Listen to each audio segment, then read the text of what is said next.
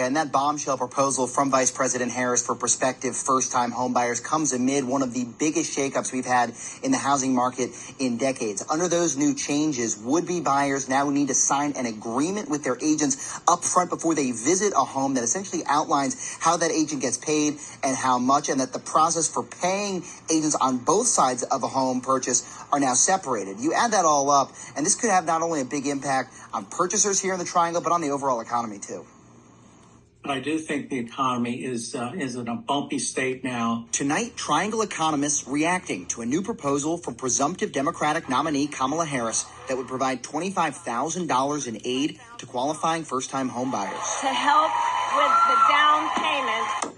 Mike Walden, Reynolds Distinguished Professor at NC State, says that plan would need to include significant new home construction, or it runs the risk of exacerbating inflation. That financial assistance is simply going to be eaten up in higher prices for homes unless you increase the supply. The plan was pitched to supporters here in Raleigh, where home prices have soared in recent years. Political science professor David McLennan says that timing isn't a coincidence. It's good politics for this year's election because inflation is a key issue, and this is her way of dealing with a major issue with inflation, which is the rising home prices. He expects its attack the Harris campaign will continue to take, and that inflation and home ownership will figure prominently on the trail in North Carolina. It's all about trying to get the middle class and working class voters to buy into her economics package. It comes amid one of the biggest shakeups in the housing market in decades. New changes officially taking effect this weekend that require would-be home buyers to sign a contract with their agents up front, outlining how those agents get paid and how much. And whereas in the past, the typical 5 or 6% commission paid for closing a home would come from the seller's side and be negotiated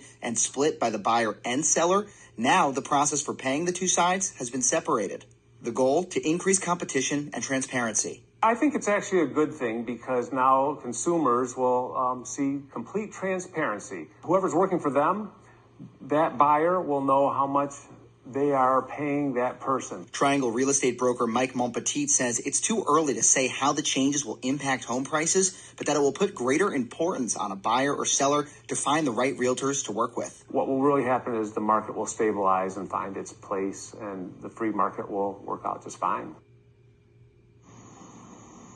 These housing market changes are the result of a settlement from the National Association of Realtors following an antitrust lawsuit. Meantime, it is worth noting that Vice President Harris's plan does include plans and incentives to generate 3 million new units of housing. But how that construction could come to pass, especially in cities that we know have very strict zoning rules, for example, that remains to be seen.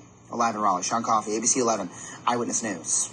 Well, I know lots of people who have the goal of potentially having a home of their own one day are going to be watching this carefully. So we'll see how this all pans out, Sean. Thank you.